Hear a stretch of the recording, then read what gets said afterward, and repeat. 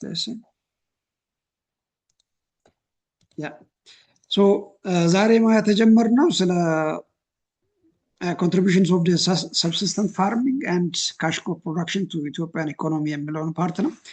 እዚህ ላይ እንግዲህ ስለ ግብርና ነው አብዛኛውን ፓርት እዚህ ጋር የምንሸፍነው። ሰብሲስተንት የሚለውን ፓርት እዚህ ጋር ለመዳሰስ ሞክረናል። ይሄ ለቤት ፍጆታ ወይንም ከእጅ ወዳፍ የሆነ የአስተራረስ ወይንም የአመራረት ዘዴ ነው። ምርት ማምረትም ሊሆን ይችላል ወይንም የአዝርት ወይንም ክሮፕ ፕሮዳክሽን አንድ ላይቭ ስቶክ ሬሪንግ የሚለውን ኮንሰፕት የያዘ ነው። ስለዚህ ይሄ አብዛኛውን የኢትዮጵያ ኢኮኖሚ ተሸክሞ ያለ የግብርና ስርዓት ነው። በዚህ ላይ በጣም ብዙ አይነት ችግሮችን ማንሳት እንችላለን። የመጀመሪያው ላንድ ዲግራዴሽን ብለናል። ያ ማለት መሬት ብዙ ጊዜ ይጎዳል። ከዛ ውስጥ ላንድ ዲግራዴሽን ዋት ዊ ኮልድ መሬት መንሸርሸር ብለን የምንጠራው ማለት ነው። ከዛ በመቀጠል ቫሪያብል ሬንፎል፣ አብዛኛውን ጊዜ የኢትዮጵያ ግብርና እንግዲህ እንደምታወቀው በዝናብ ላይ ጥገኛ። ዝናብ በአመት ውስጥ ለተወሰኑ ወራት ብቻ ነው የሚኖረው። የኢትዮጵያ ግብርና በአብዛኛው በዚህ አስተማማኝ ባልሆነ የዝናብ ስርጭት ላይ ጥገኛ የሆነ ነው። ይሄ እንግዲህ በአብዛኛው የኢትዮጵያን ግብርና በጣም በከፍተኛ መጠን ይጎዳል። በተቃራኒው በኢትዮጵያ ውስጥ የመስኖ አገልግሎት ወይንም ወንዞችን፣ ሐይቆችን ወይንም ውሃን በመሰብሰብ የምናመርትበት የምርት ሂደቱ በጣም ዝቅተኛ ነው ማለት ነው። ስለዚህ በአብዛኛው ልክ ዝናብ በመጣ ጊዜ ወይንም ክረምት በመጣ ጊዜ ብቻ ነው ምርት የሚመረተው። ይህ እንግዲህ በዋናነት ለግብርና ስርዓቱ በጣም ከፍተኛ የሆነ ችግር ሆኖ እናያለን ማለት ነው። ሌላኛው ፍራግመንቴሽን ኦፍ ፋርም ፕሎትስ ኤንድ ስሞል ሳይዝ ኦፍ ሆልዲንግስ ይላል። ሌላኛው ችግር ይሄ ነው። እንግዲህ የኢትዮጵያን የግብርና ስርዓት በምታዩበት ሰዓት ገበሬዎች በጣም በትንሽ ማሳ ነው ምርት የሚያመርቱት ራይት።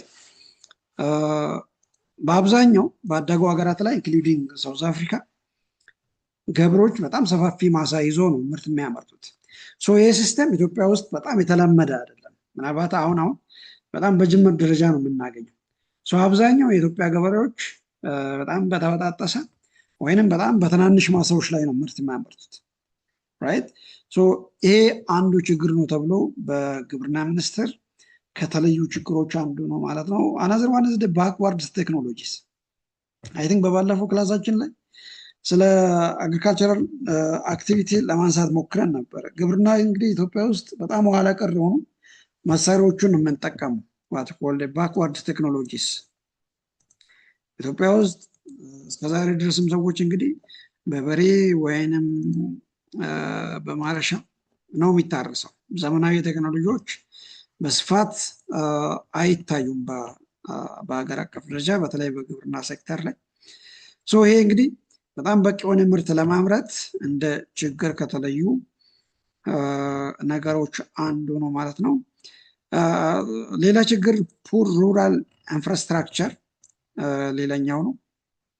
እንዲህ በገጠር አካባቢ ላይ በስፋት እንደምታውቁት ለግብርና የሚያገለግሉ ብዙ አይነት ኢንፍራስትራክቸር ተዘርግቶ አናገኝም። ለምሳሌ እንደነ መስኖ አገልግሎት፣ እንደ ትራክተር ያሉ ወይንም ሌሎችም የግብርና ግብዓት የምንላቸው በስፋት በገጠሩ አካባቢ ላይ አናየው። እነዚህ እዚህ ጋር ሊስት ያደረግናቸው በጣም ኮር የሆኑ በግብርና ሴክተር ላይ የሚታዩ ችግሮች ተብሎ የተለዩ ናቸው ማለት ነው። another one is trade and transportation in Ethiopia. Of course, trade which is the buying and selling of goods and services. ይሄ በዋናነት የእቃ ወይንም አገልግሎት የመሸጥና የመግዛትን ስርዓት ይይዛል ትሬድ የምንለው። እንደምታውቀው ትሬድ የሚለው ኮንሰፕት በሁለት ከፍለን ልናየው እንችላለን። ኢንተርናል ትሬድ ወይንም ዶሜስቲክ ትሬድ እና ኤክስተርናል ወይንም ፎሬን ትሬድ በሚል በሁለት ሊመደብ ይችላል። ኢንተርናል ትሬድ የሚለው ይህ በክልሎች ወይንም በከተሞች እና በከተሞች መካከል ላይ የሚደረግ ወይንም በክልሎች እና በክልሎች ኦንሊ በሀገር ደረጃ ላይ የሚደረገው የንግድ እንቅስቃሴ ነው ኢንተርናል ትሬድ ወይንም ዶሜስቲክ ትሬድ የሚለው። ሌላኛው ኤክስተርናል ትሬድ ወይንም ፎሬን ትሬድ የሚለው ነው። ይሄ ልክ ድንበር ተሻግረው በሁለት ሀገራት መካከል ላይ የሚደረገው የንግድ ልውውጥ ነው ኤክስተርናል ወይም ፎሬን ትሬድ ብለን የምንጠራው። ሁለቱም በኢትዮጵያ ደረጃ ላይ በተለይ አይነት ሌቭል ላይ ልናገኝበት እንችላለን። ሶ አንዳንድ ኤክስፖርት አይተሞችን እዚህ ጋር ማለት ትችላላችሁ። ጀስት ከዚህኛው ቴብል ለምሳሌ በጣም ብዙ አይነት ነገሮች እዚህ ጋር ታገኙታላችሁ። አብዛኛውን ጊዜ እዚህ ጋር የምታዩት በግብርና ሴክተር ላይ ወይም ፕራይመሪ ኢኮኖሚክ ፕሮዳክቶች ናቸው። እዚህ ጋር የምናየው ኮፊ፣ ላይክ ኦይል ሲድስ ይታያችኋል። ይሄ ቴብል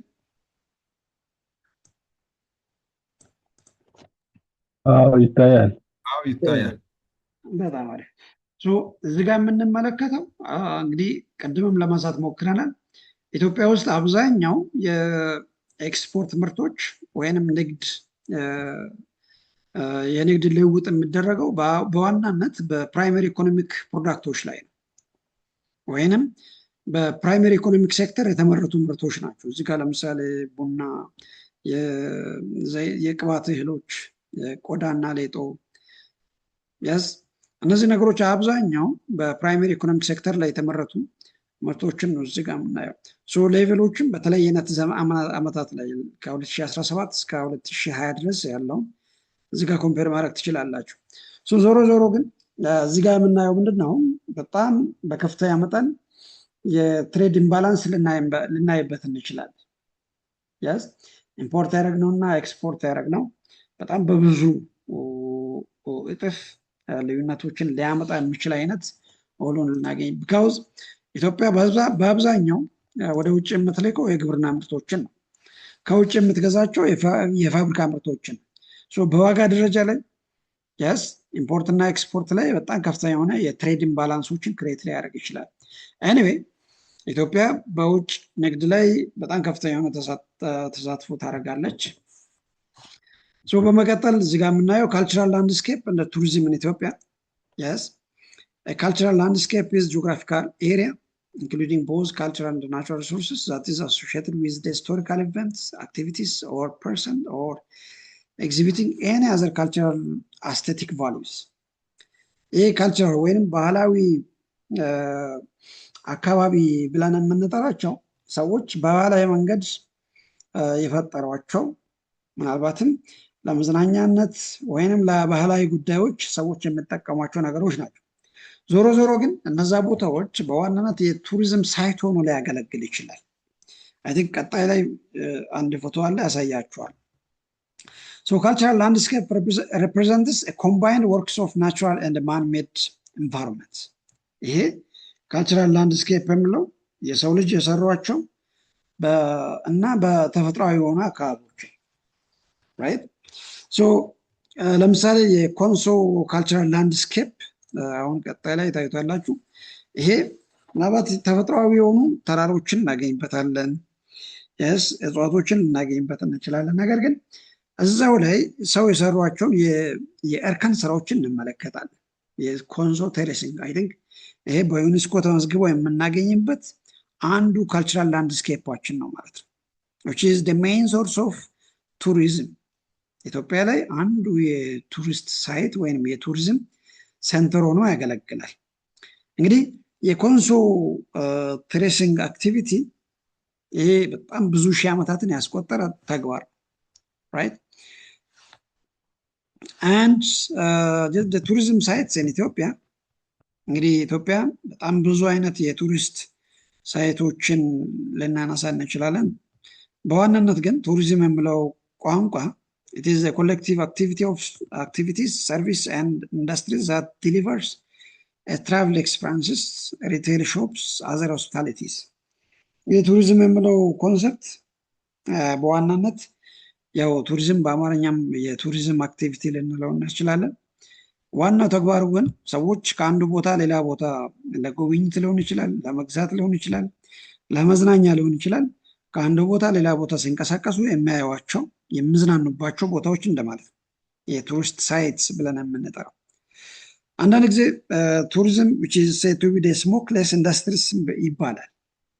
ጭስ አልባ ኢንዱስትሪ ተብሎ ይጠራል። አንዳንድ ጊዜ ምን ማለት ነው? ለምሳሌ ሆቴል ሊሆን ይችላል፣ የጉብኝት ሳይቶች ለምሳሌ ፓርኮች ሊሆኑ ይችላሉ። ዋቴቨር እነዚህ አንዳንድ ጊዜ ሰዎች ለጉብኝት ሄዶ በጣም ብዙ ገቢ የሚያስገኘው ያስ ልክ ጭስ ሳይኖረው ብዙ አገልግሎት አገኝተን ብዙ ገቢ ሰዎች እንዲያገኙ የሚደረግበት ነው። ኢትዮጵያ ውስጥ እንግዲህ ሰው ሰራሽም ተፈጥሯዊ የሆኑ በጣም ብዙ አይነት ቱሪስት ሳይቶችን እናገኛለን። ለምሳሌ ከናቹራል ቱሪስት አትራክሽን ሳይት ለምሳሌ ሰሜን ተራሮች አንደኛው ነው። ሰሜን ማውንተንስ፣ ባሌ ማውንተንስ፣ አዋሽ ናሽናል ፓርክ፣ ናጭ ሳር እና ኦሞ ናሽናል ፓርክስ እነዚህ በፓርክ ደረጃ ላይ ጥበቃ የሚደረግላቸው መንግስት ጥበቃ የሚያደርጓቸው ሳይቶች ናቸው። ሌሎቹ ለምሳሌ እንደነ ማጉ ናሽናል ፓርክስ፣ ሌክ ጣና፣ ጋምቤላ ናሽናል ፓርክስ፣ ሶፍ ዑመር ኬቭስ፣ አብጃታ፣ ሻላ አንድ ሪፍት ቫሊ ሳይት እነዚህ በአጠቃላይ ተፈጥሯዊ የሆኑ የቱሪስት አትራክሽን ሳይቶች ናቸው። ሌሎቹ ሰው ሰራሽ የሆኑ ቱሪስት ሳይቶች ለምሳሌ እንደነ የአክሱም ሐውልት ያለበት ቦታ፣ የላሊበላ ውቅር አብያተ ቤተክርስቲያናት የሚጠቀሱ ናቸው ማለት ነው። እነዚህ ከሰው ሰራሽ ሳይቶች የምናገኛቸው የቱሪስት አትራክሽን ሳይት ናቸው ማለት ነው። So these are all about for the contributions of the subsistence farming in Ethiopia. And the next one is the Unit 6. በቀጣይነት የምናገኘው ዩኒት 6 ነው። Human and Natural Environments Interactions in Ethiopia. Of course ይሄ በግሎባል ኮንቴክስት ነው ዲስከስ የምናደርገው።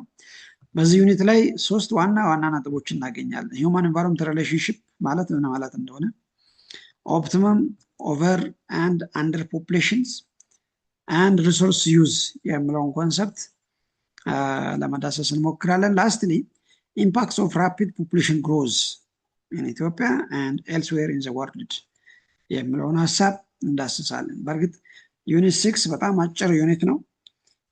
ምናልባት ሀሳብ ካለ ቀጣይ ላይ ሰዓት ስለምኖር እናነሳለን። በመጀመሪያ ሂውማን ኢንቫይሮንመንት ሪሌሽንሺፕ ማለት ነው። ከዛ በፊት ኢንቫይሮንመንት የሚለውን ኮንሰፕት ማወቅ ያስፈልጋል።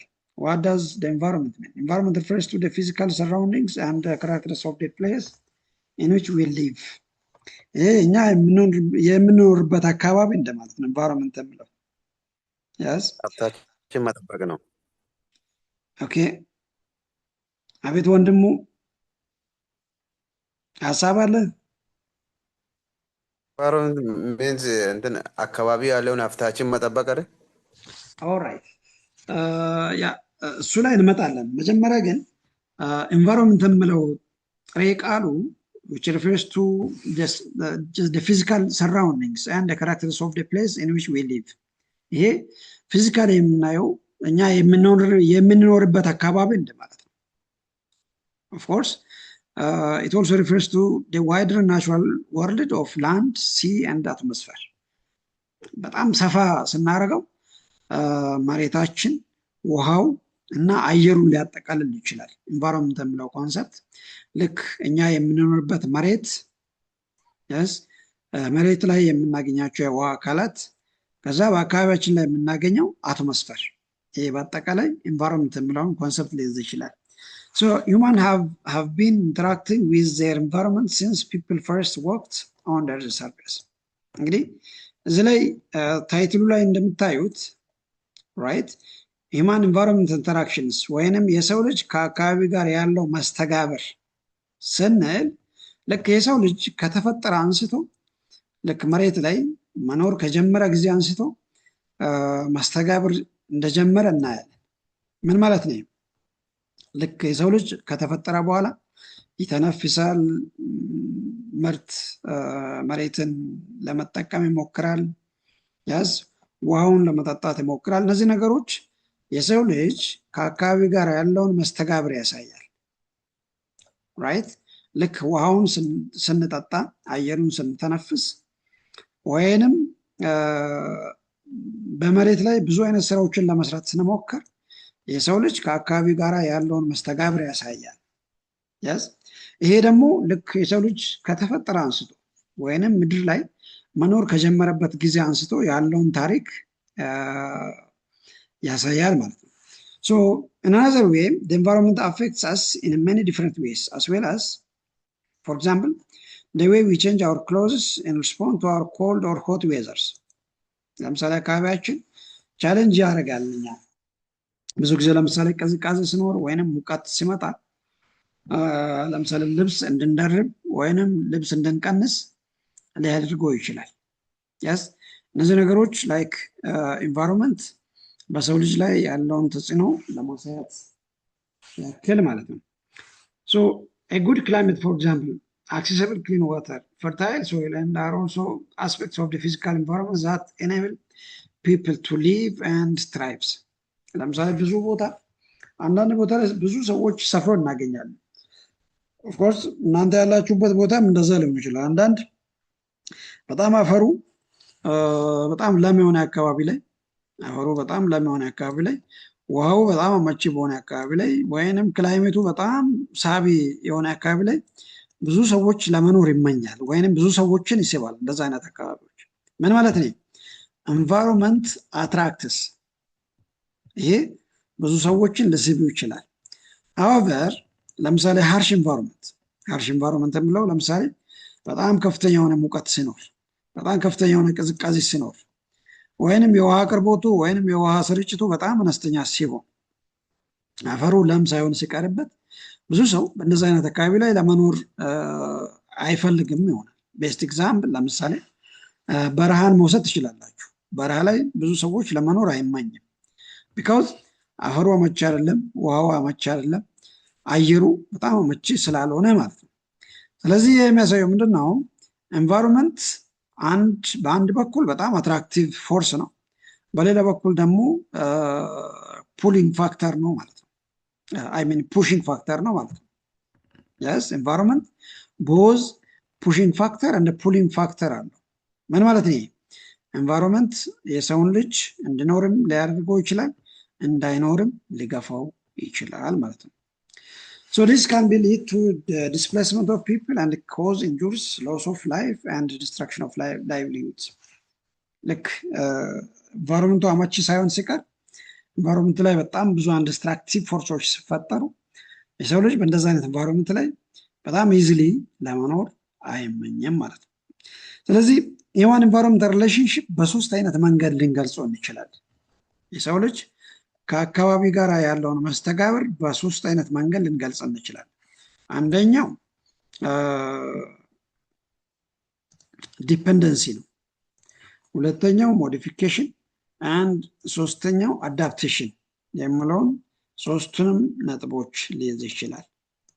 የሰው ልጅ ከአካባቢ ጋር ያለውን ሪሌሽንሺፕ ወይንም ኢንተራክሽን በእንደዚህ አይነት ሶስት መንገድ ልንገልጸው እንችላለን።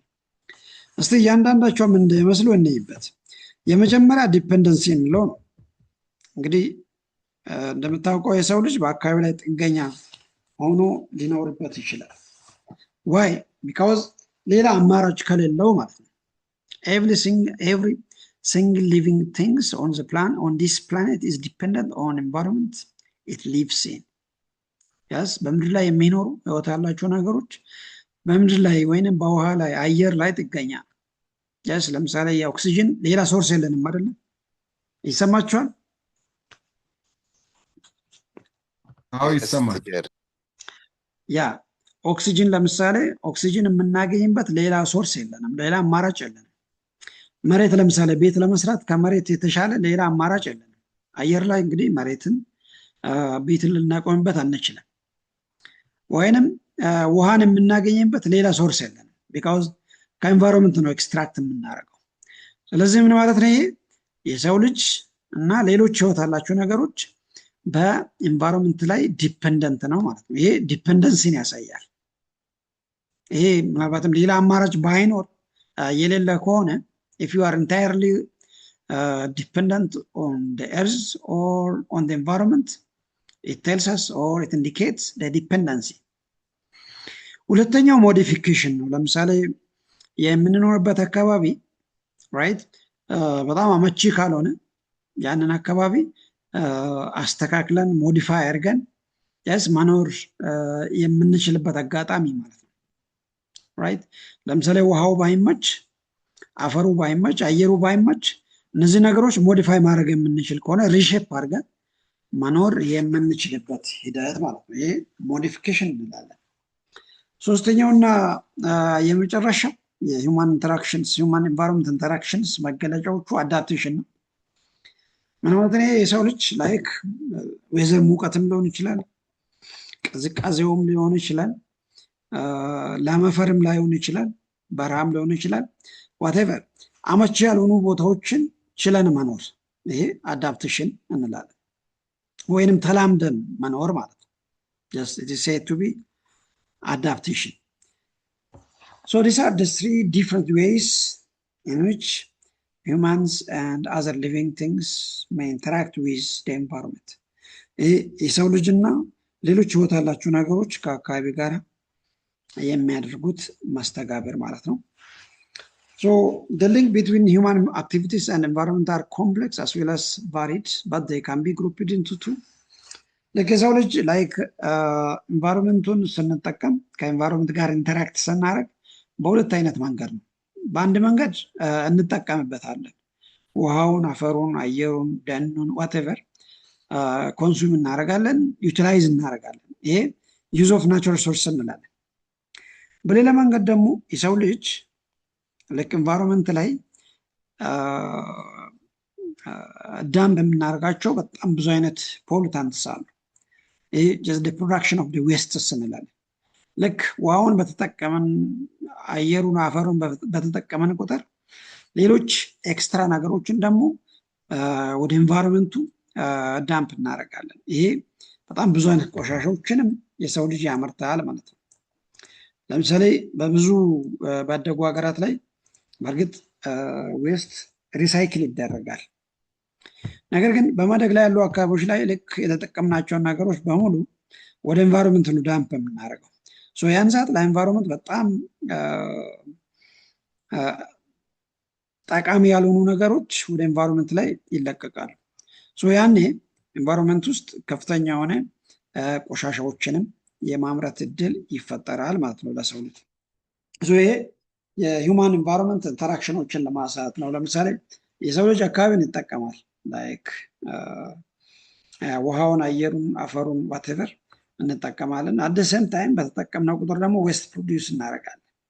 እነዛ ፕሮዲውስ ያደረግናቸው ነገሮች ላይክ አየሩን፣ ውሃውን፣ አፈሩን ዋቴቨር ፖሉት የማድረግ ሂደት ይኖረዋል ማለት ነው። So another one is just the second part of this chapter, optimum population, overpopulation and underpopulation የምለውን ፓርት እናያለን። ይሄ በአጠቃላይ ስለ ሁማን ፖፑሌሽን አንድ ሪሶርስ ዩዝ ላይ ያለውን ሪሌሽንሽፕ ለማሳየት ነው። ኦፕቲማም ፖፑሌሽን የምንለው ምንድን ነው? ልክ የህዝብ ቁጥርና የኢንቫይሮንመንት ውስጥ ወይንም በአንድ ሀገር ላይ በአንድ አካባቢ ላይ ያለው ሪሶርስ በጣም ተመጣጣኝ ሲሆን የሚኖረው ሪሌሽንሽፕ ነው ኦፕቲማም ፖፑሌሽን የሚባለው። ኦፕቲማም ፖፑሌሽን ምን ማለት ነው? የህዝብ ቁጥሩ በጣም ከፍተኛ ሳይሆን በጣም መካከለኛ ወይንም ከሪሶርሱ ጋራ በጣም የተቀራረበ የህዝብ ቁጥር ሲኖር ኦፕቲማም ፖፑሌሽን እንላለን። ሶ ብዙ ጊዜ ኦፕቲማም ፖፑሌሽን ለኢኮኖሚክ ዴቨሎፕመንት በጣም ይመከራል። የስ አንደር ፖፑሌሽንም ኦቨር ፖፑሌሽንም ምናልባት በጣም ዲዛይራብል አይደለም ወይንም በጣም አመቺ አይደለም። ብዙ ጊዜ ምንድነው የሚባለው ኦፕቲማም ፖፑሌሽን ለአንድ ሀገር እድገት ለኢኮኖሚክ ዴቨሎፕመንት በጣም አመቺ ነው። ምክንያቱም ከሪሶርስ ዩቲላይዜሽን በጣም የበዛ አይሆንም። ሪሶርሱን አላስፈላጊ በሆነ መጠን ኤክስትራክት ስለማያደርግ ማለት ነው። ራይት ሶ እስቲ እያንዳንዳቸውን እኔ ኦፕቲማም ፖፑሌሽን it is the amount of resource available in the country is equal to the country's population needs. ምን ማለት ነው? ኦፕቲማም ፖፑሌሽን ማለት በአንድ ሀገር ውስጥ ያለው የሪሶርስ መጠንና የህዝብ ቁጥሩ በጣም ተመጣጣኝ ተቀራራቢ ሲሆን ኦፕቲማም ፖፑሌሽን የሚባለው። so therefore there are enough resources to maintain the population needs. ስለዚህ በኦፕቲማም ፖፑሌሽን ባለ ሀገር ላይ የህዝቡን ፍላጎት ለማሟላት በቂ የሆነ ሪሶርስ ሲኖር ማለት ነው ይሄ ኦፕቲማም ፖፑሌሽን ይባላል። አንዳንድ ነገራት ለምሳሌ የህዝብ ቁጥሩ ልክ እዚህ ጋር አሁን በጣም በቀላሉ ለማስረዳት ለምሳሌ መሬትን እንውሰድ። መሬት ለምሳሌ በጣም ሰፊ መሬትና ሰፊ ህዝብ ሲኖር ማለት ይሄ ኦፕቲማል ፖፑሌሽን ይባላል። ሰፊ ሪሶርስ እና ሰፊ ህዝብ ይሄ እርስ በርስ የሚጣጣም ሆኖ ሲገኝ ኦፕቲማል ፖፑሌሽን ይባላል። ይሄ ለኢኮኖሚ ግሮዝ ለፐር ካፒታ ኢንካም ኢንክሪመንት በጣም የሚመከር ነው ማለት ነው። እዚህ ጋር እንደምታዩት ቶታል ፖፑሌሽን እና ጂዲፒ በጣም ተመጣጣኝ ሲሆን ይሄ በዚህ በኩል ፖፑሌሽን እናገኛለን፣ በዚህ በኩል ጂዲፒ። ሶ ሁለቱም በጣም ተመጣጣኝ ሆኖ ታገኙታላችሁ። ሶ ሉክ አት ሂር ኦቨር ፖፑሌሽን ማለት የህዝብ ቁጥር ከሪሶርስ ሌቨል በጣም ሲበዛ ማለት ነው። ኦቨር ፖፑሌሽን ይባላል። ለምሳሌ በጣም ትንሽ መሬት ያለው ሀገርና በጣም ከፍተኛ ቁጥር ያለው ህዝብ ሲሆን ይሄ ኦቨር ፖፑሌሽን፣ ልክ ሪሶርሱ ከህዝብ ቁጥር ሲያንስ ማለት ነው። ይሄ ምናልባትም በአንድ ሀገር ላይ በጣም ከፍተኛ የሆነ ኦቨር ኤክስትራክሽን ኦፍ ሪሶርስ ያስከትላል። የሀብት ብክነትን በጣም በከፍተኛ መጠን፣ የሀብት ቅርምትን በጣም በከፍተኛ መጠን የሚያስከትል ሆኖ እናገኛለን። እዚህ ጋር ይታያችኋል ኦቨር ፖፑሌሽን ኦቨር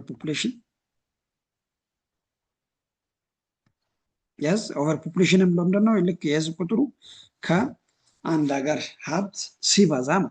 አንደር ፖፑሌሽን ማለት ደግሞ በአንድ ሀገር ላይ ካለው ሀብት የህዝብ ቁጥሩ ሲያንስ ማለት ነው። ይሄ በእርግጥ ምናልባትም ለህዝቡ በቂ የሆነ ጂዲፒ በቂ የሆነ ፐር ካፒታ ኢንካም እንዲኖረው ሊያደርግ ይችላል። ዞሮ ዞሮ ግን አንደር ፖፑሌሽን ብዙ ጊዜ ሌበር ሾርቴጅን ሊያስከትል ይችላል። ምን ማለት ነው? የሚሰራው የስራ ኃይል ሊታጣ ይችላል። ልክ ህዝቡ ከአንድ ሀገር የሀብት መጠን ሲያንስ ማለት ነው። ይህ የህዝብ ቁጥሩ ካለው ከሀብት መጠን አነስተኛ ሲሆን የሚኖረው አንድምታ ማለት ነው። ሶ what are the major impacts of the rapid population growth? Of course በማደግ ላይ ባሉ ሀገራት ወይንም በደሃ ሀገራት ላይ የህዝብ ቁጥሩ በጣም በከፍተኛ መጠን ነው እያደገ የሚገኘው including Ethiopia. Yes. Have you ever heard እስቲ ሰምታችሁ ታውቃላችሁ የኢትዮጵያ ህዝብ ቁጥር በግምት ምን ያክል እንደሆነ? ሄሎ በቄ። አቤት 120 ሚሊዮን 130 ይባላል። 130 ሚሊዮን። ኤክሰለንት። ያ አሁን ትክክለኛ ቁጥሩ ስላልተቆጠረ ኢትዮጵያ ውስጥ ያለው እንደዛ ይባላል። 120 130 125 ይባላል። አሁን በቅርብ ዓመታት ላይ የህዝብና ቤት ቆጠራ ስላልተካሄደ እንደዛ አይነት ልዩነቶችን እናገኛለን። ዞሮ ዞሮ ግን አንድ አሳማኝ ነገር ምንድነው? ኢትዮጵያ ውስጥ በጣም ከፍተኛ የሆነ የህዝብ እድገት አለ። የህዝብ ቁጥር እድገት እናገኛለን። በጣም ፋስት በጣም ራፒድ የሆነ ፖፑሌሽን ግሮዝ እናገኛለን። ሶ ራፒድ increase of the human population is putting an incredible strain on our environment. እዚህ ጋር እንደምታዩት የህዝብ ቁጥሩ ምናልባት በራሱ ላይጠላ ይችላል፣ በጣም መጥፎ ላይባል ይችላል። ነገር ግን የህዝብ ቁጥር ምናልባት በጣም ሳይንሳዊ በሆነ መንገድ ቁጥጥር ካልተደረገበት ኤንቫይሮንመንት ላይ ከፍተኛ የሆነ ጫና ይፈጥራል። it is putting an incredible strain on our environment. በጣም ከፍተኛ የሆነ ጫና ይፈጥራል። ልክ ሰዎቹ የሰው ቁጥር በጣም በከፍተኛ መጠን እያደገ ሲሄድ በመሬት ላይ በውሃ ላይ ራይት በተለያዩ አይነት በኤንቫይሮንመንት ውስጥ ያሉ ሪሶርስ ላይ ከፍተኛ የሆነ ፕሬሸር ክሬት ያደርጋል። while developed countries continue to pollute the environment and deplete their resources. ያደጉ ሀገራት ደግሞ ምናልባት በጣም በከፍተኛ መጠን በኢንዱስትሪ የበለጸጉ ናቸው። ከኢንዱስትሪዎች በሚለቀቁ ወይንም በጣም ከፍተኛ የሆነ ኮንሰምፕሽን ሬት ታገኙታላችሁ። እያንዳንዱ ኮንሱመር ኤንቫይሮንመንቱን ፖሉት የማድረግ አቅም አለው። ስለዚህ በማደግ ላይ ባሉ ሀገራትም ባደጉ ሀገራትም ከፍተኛ የሆነ ፕሬሸርን ክሬት ያደርጋሉ በኤንቫይሮንመንት ላይ። ስለዚህ developing countries are under increasing pressure to compete economically. እንግዲህ በማደግ ላይ ያሉ ሀገራት ልክ ኢኮኖሚያቸውን ለማሳደግ ኢንቫይሮንመንታል ሪሶርስን ማክሲመም ሌቭል እስከሚደርስ ድረስ ለመጠቀም ይሞክራል። ምናልባት የኢትዮጵያን መረጃ በተወሰነ መልኩ ሊሰሙ ትችላላችሁ። ለምሳሌ በጣም ከፍተኛ የሆነ የማዕድን ማውጣት ስራዎች የተሰሩ ነው ኢትዮጵያ ውስጥ። ከፍተኛ የሆነ የከተሞች መስፋፋት እየታየ ነው ያለው። እነዚህ ነገሮች ኢንቫይሮንመንት ላይ ከፍተኛ የሆነ ፕሬሸር ክሬት ያደርጋል።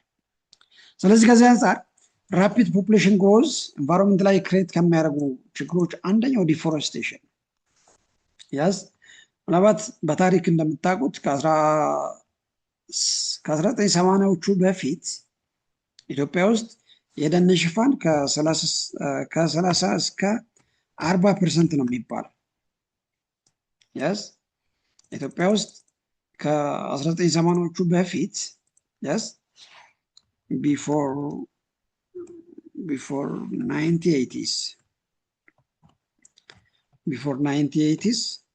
ከ1980ዎቹ በፊት ኢትዮጵያ ውስጥ የደን ሽፋን ከ30 እስከ 40% ነው የነበረው።